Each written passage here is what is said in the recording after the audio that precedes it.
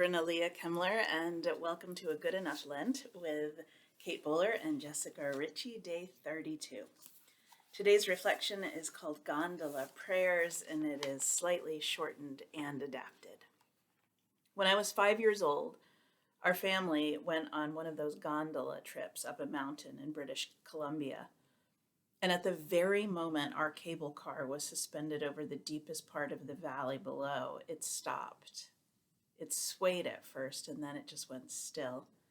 Nobody spoke, except for a little voice, and yes, it was mine, asking, "How do we know this is on tight?" That's the question, isn't it? When life gets real, when you're dangled over the abyss and there's nothing between you and the thing everyone is thinking, we wonder, will this work out the way it should? Are we okay? And of course, that's when we really start praying. We pray that it is on tight for everyone's sake.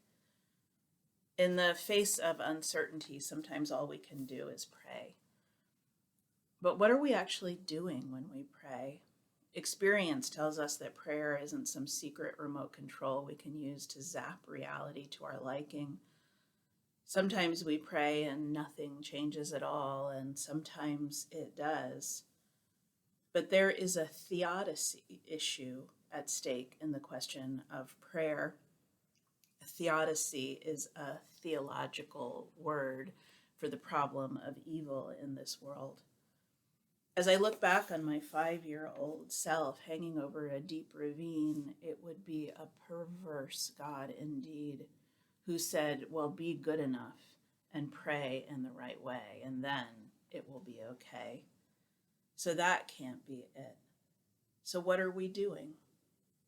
Somehow we are touching a reality beyond our senses when we pray.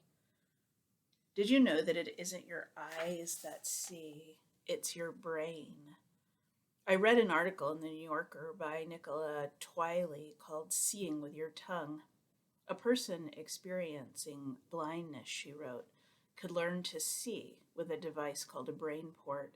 The sense of touch takes the place of the optic nerve, transporting images to the brain, and somehow perception is translated. I couldn't help but think that prayer works something like this too. In prayer, we are brought into the presence of God, whose eternal reality translates for us. And we sense that we are created for love, just that. We are not a means, but an end. And we're more whole, more alive with a wellness that we didn't create. And there's some waiting necessary. To pray means we have to yield up space and time in some of our preoccupations. For one hot minute, there is a self-emptying that mirrors God's own. The mystery of prayer is that we may never understand exactly how it works, just that it draws us in.